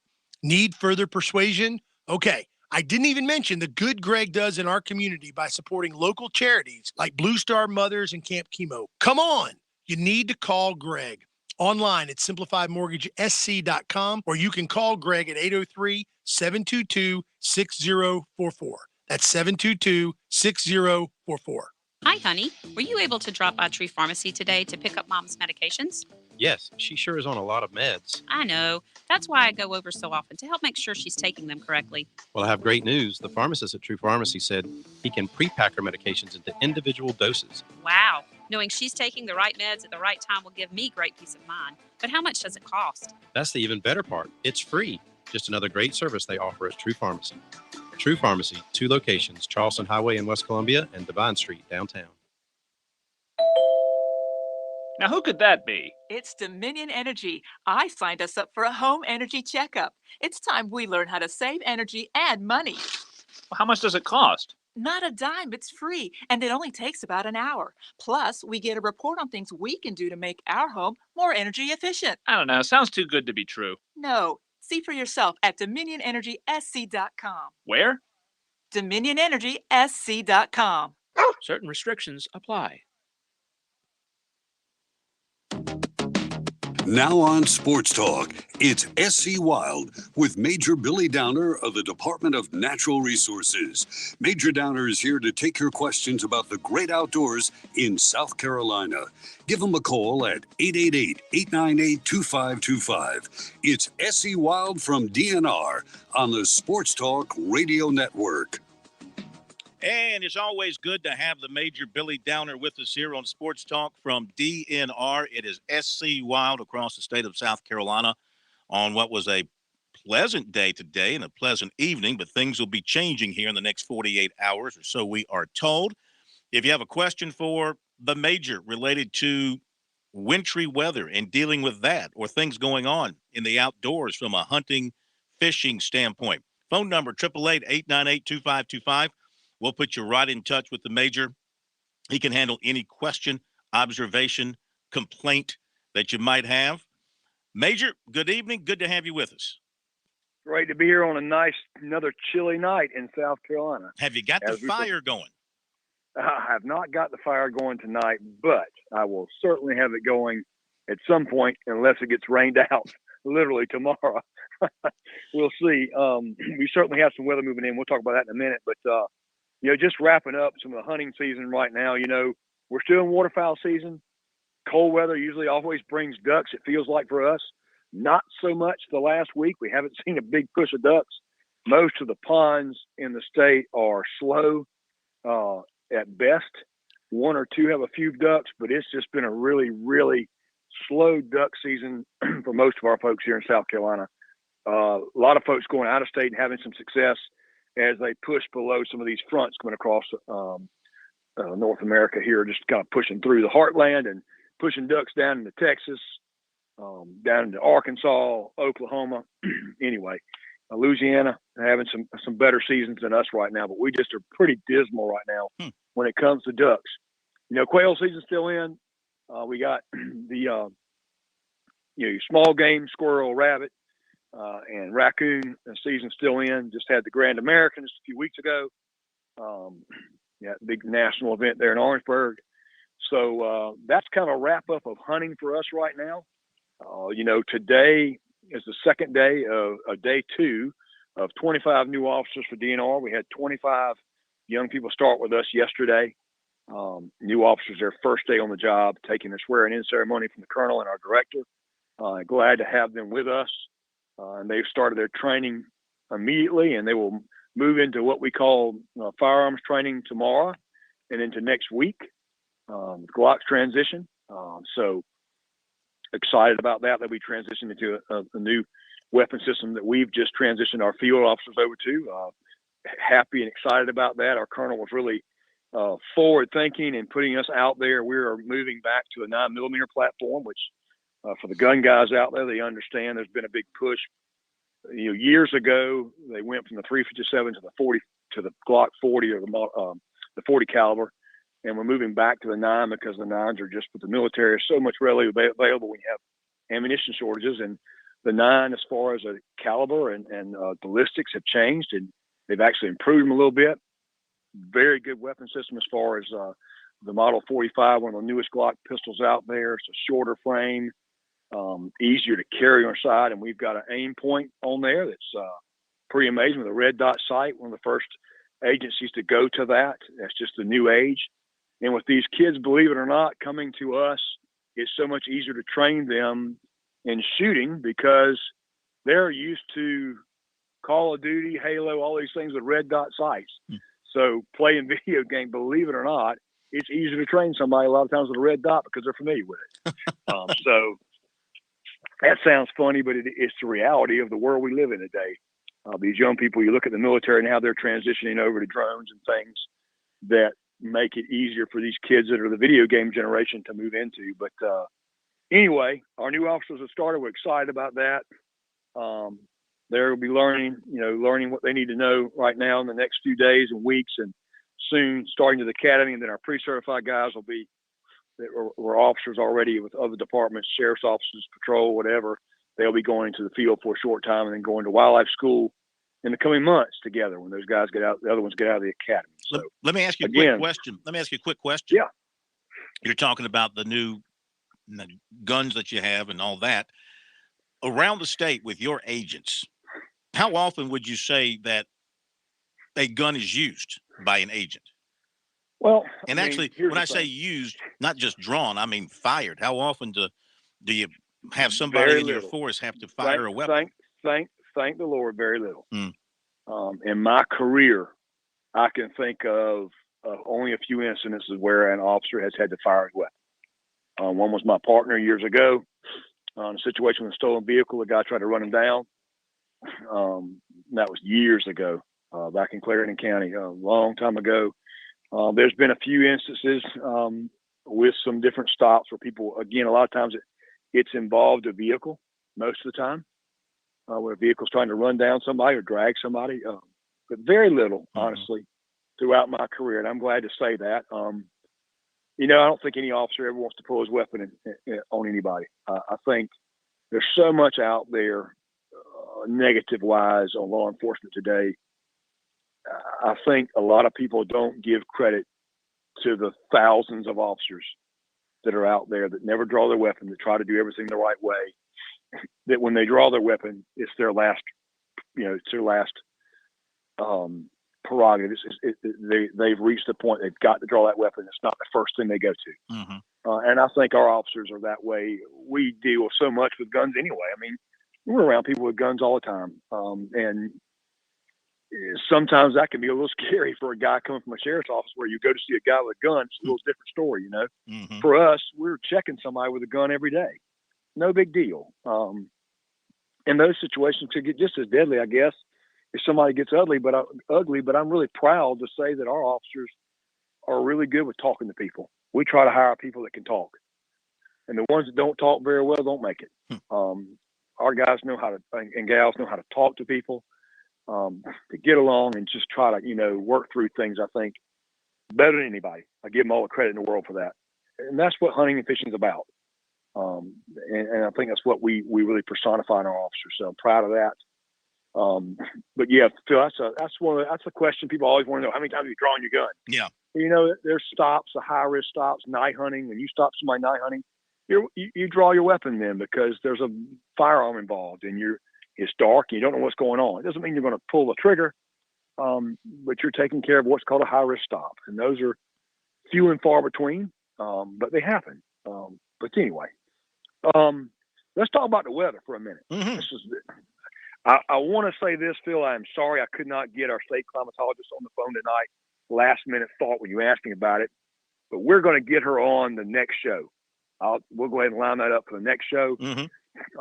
And she will be a wealth of information. She is very smart, a big resource for DNR. A lot of people don't probably know that the state climatology office is within DNR. It's actually in the land and water section of DNR, and they helped determine weather patterns and predictions during storms like what we see coming, what came this past weekend. And I'm very proud to say that Hope and her staff, Hope Mazzell and her staff, take it they take it serious. They love their job and they want to help our officers. They want to help the other officers across the state, other agencies across the state prepare for things like this, DOT included. And they're very proud to be accurate in their forecasts. They try to be very careful. And they work, of course, with the National Weather Service, as everyone does. But they really take a hard look at what the forecasts are and try to be very conservative and accurate in their forecasts. So I really want to shout out to Hope and her staff, and we'll get to hear from her next time, and she can really give us some wealth of information. But let me talk about what's coming. People want to know, well, why is DNR worried about that? Well, first of all, I just explained we have the state climatology officers. That's one thing. And the next part of it is our officers, whether you know it or not, we have four-wheel drive trucks. We talked about that. We have ATVs. We have all those. We have the equipment that can get around in nasty weather. So when nasty weather comes, as a member of state law enforcement, we are called upon to assist the Highway Patrol first when it comes to these types of events, so that we can assist them with the bad weather, because our vehicles can make it on icy roads and snow roads and things like that. So that's what we do. And so when it comes to this kind of weather, like what's coming, we work for the Highway Patrol, essentially. They tell us where they need help, and we plug it in and put our officers there. So our officers were up and down 85 this past weekend, I-20, 26, stationed up and down, even 95 until they were cut loose. But that's the kind of stuff we do, and we patrol basically looking for motorists who need assistance.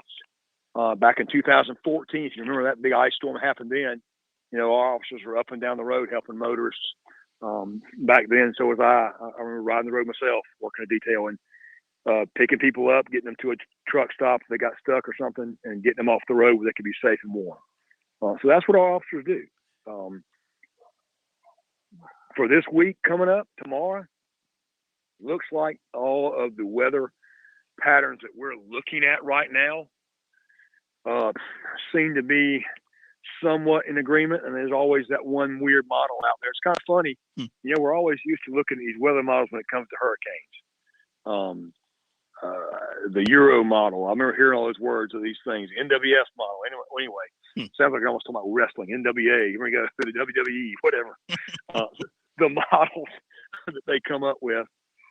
But what we're looking for, it looks like rain's going to come in tomorrow, and it's going to be pretty wet across the state through the night, Thursday night, Friday. Looks like colder air is going to push in and turn that wet weather into ice for most of the I-20 to I-95 corridor between there. I can guarantee which is right rain here tomorrow. where I live. I got Sumter in Clarendon County. I got my car washed today, so I can guarantee it's going to rain tomorrow. Absolutely, you got that right. Yeah. Don't matter when you wash your car. Let me ask you a question before we talk about what's ahead the rest of this week. Let's turn the page back to this past weekend. I was actually in Atlanta, so that's North Georgia. And as I was leaving, it was snowing, but there was no ice, and the roads never iced. I came out of Atlanta. This was on Sunday morning, early afternoon. And as I crossed into South Carolina, well, actually, as I got into around, let me think, right around, what's the lake there? About an hour out of Atlanta, the snow practically stopped, and it was dry roads all the way in on I-20 into Columbia. No problems. It looked like the issues of you mentioned were the upstate and I-26, maybe Newberry West, and in that area. How, from the assessment of your people around the state, how bad was it, and where are they now in, I guess maybe still digging out or getting power back? How do things stand? Well, I can give you a report from Coralie Downer right there in Clemson, South Carolina. She'll tell you they had a bunch of snow. They enjoyed it. They got about 4 inches to 6 inches of snow as you move up toward the mountains from Clemson. Of course, that's the mountains. That's what they're going to get snow, Greenville area as you go up toward the mountains there. They did get snow mostly. The roads are still frozen on secondary roads. It did warm up today. She was telling me, she sent me a picture and some videos today of some roads up there that still have ice on them. 418, that road that goes through Pelzer all the way to Clemson, that little cutoff between 385 and 85 was pretty bad the last 2 days. Just simply because you got a lot of trees, a lot of shade, and you'd think that road would be clear, but it wasn't. Had a lot of ice on it.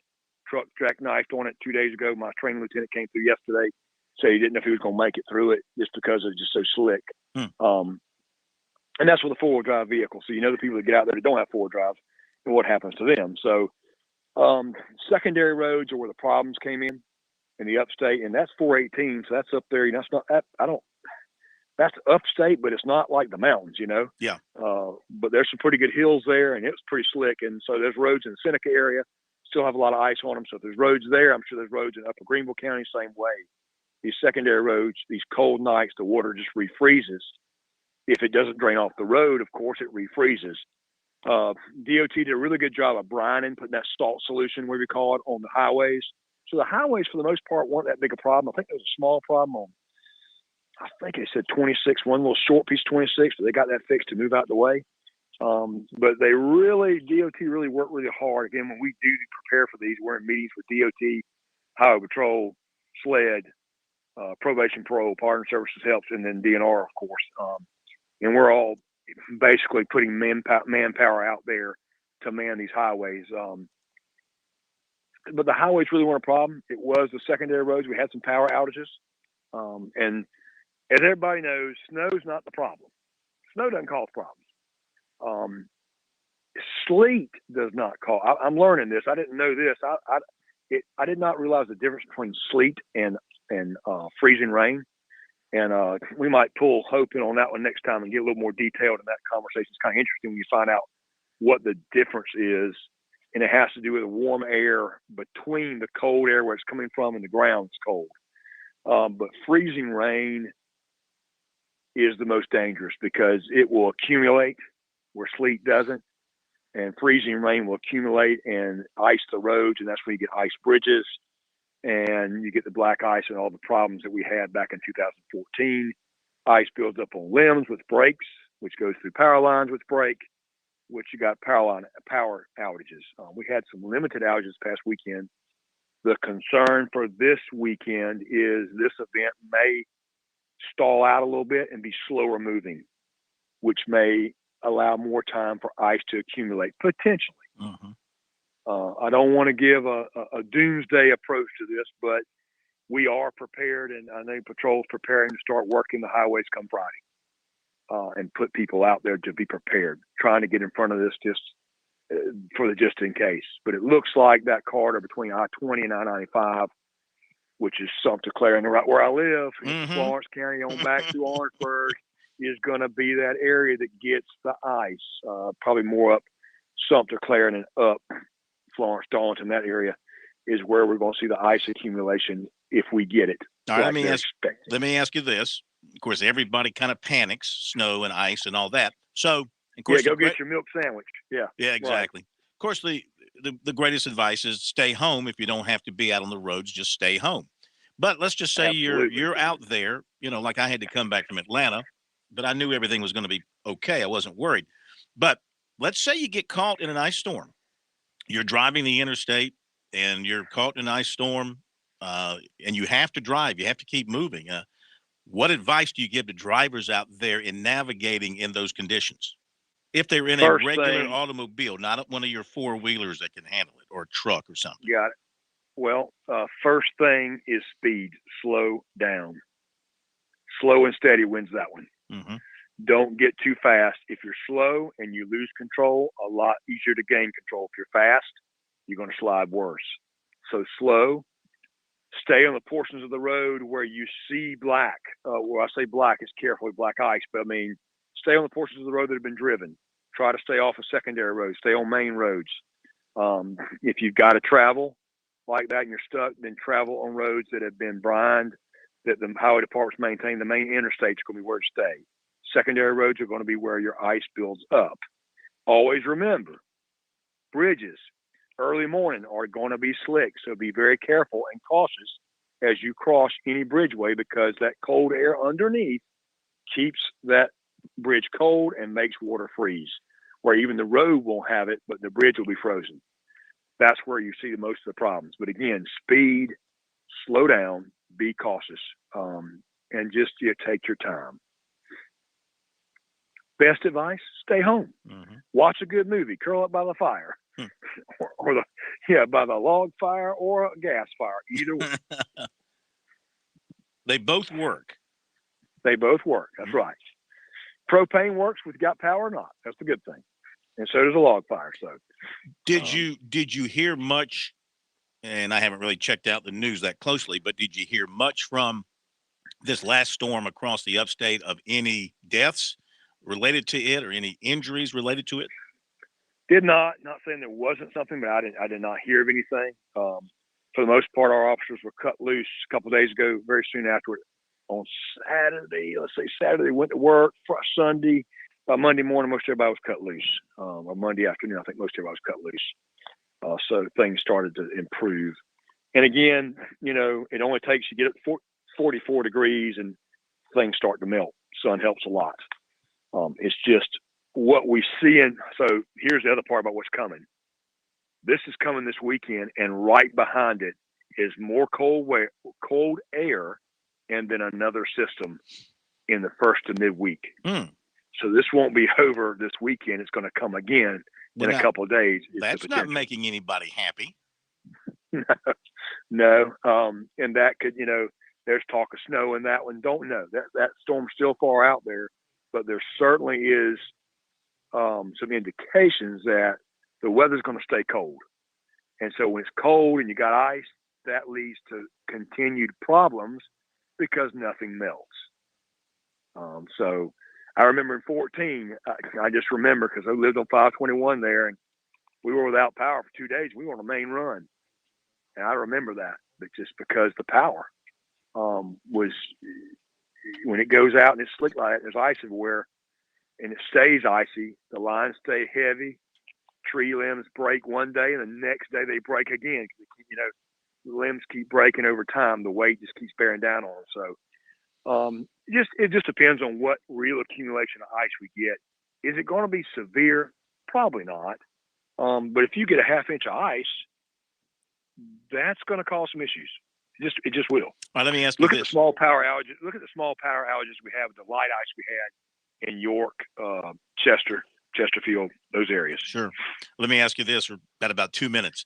From the standpoint of the outdoor sportsman in this kind of weather, do people get out and, I don't know, maybe do some ice fishing somewhere? Or they don't ice fish, but people love to duck hunt in the snow and the ice. I don't know why, but this kind of weather draws the duck hunter out. They just think the duck's going to fill the skies. If the ponds freeze, the duck's going to find my hole where I'm at, and they won't be frozen. I'm going to break me out an ice hole, and I'm going to have some water, and the duck's going to come to me. Sometimes that works. Sometimes it doesn't. But duck hunters particularly like cold weather like this. But don't you also have to be careful? I mean, like absolutely about hypothermia. Well, not just that. I'm talking about you might see a pond that looks like it's frozen over or something, and walk out there and break through, right? Because let's face it. Let me go ahead and say that. In this state, we don't have ponds that freeze hard enough to walk. That's what I was going to say. Nowhere. Yeah, absolutely. No, not. that would be anywhere in the state. You won't find a pond that's solid rock to walk on. No, you will not. Not in this state. We don't have freeze hard enough for that long a period of time to do that, to allow for ice to accumulate thick enough to support somebody's weight. Yeah, absolutely not. Major, while on that subject, another just kind of safety related question. If you live in particularly more rural area around the state, and we do get ice over this weekend in this potential winter storm, are you better off? Is it safer to stay on more main roads where vehicular traffic will maybe help bring up the temperature and get rid of that ice as opposed to back roads? Absolutely. That's what I was talking about. Secondary roads you want to avoid. You want to use main roads, main thoroughfares that vehicles are using, trucks are on, that keeps the ice melted. That's correct. But again, speed, slow down. No doubt about it.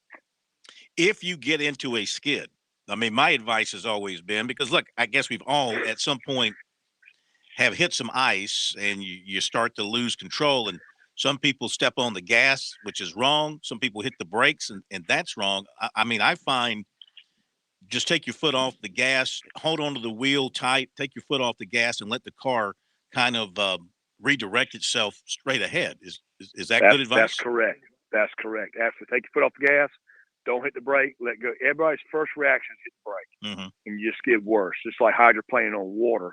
You let your foot off the brake, and you counter steer. You steer into that, where your car's sliding. Now on ice, it's a little different. You can't really counter steer as much on ice. But again, if you're going slow enough and you're not going too fast, that's why we urge you not to speed. again, don't go out, first of all. But if you're out there, go slow. Try to stay on main thoroughfares. If you do slide, both hands on the wheel, feet off the brake, off the gas, and let the car right itself. That was a good way to put it, Bill. Yeah. Major, you stay warm. I know you and your guys are going to be very busy over the next several days in the next week dealing with things around the state. Good luck to all of you, and thanks for being with us. Thanks, sir. Appreciate it. Enjoyed the show tonight. Same here. Great stuff. Great information from Major Billy Downer. I hope you learned a little something. You can have fun in this snow and in this ice in some ways, but just be smart about it and don't take any unnecessary risks. Thanks to Major Billy Downer. Great session of SC Wild here on Sports Talk. Thank you, Pat Daniel, and thanks to all of you for being with us tonight. We'll see you tomorrow night back on Sports Talk.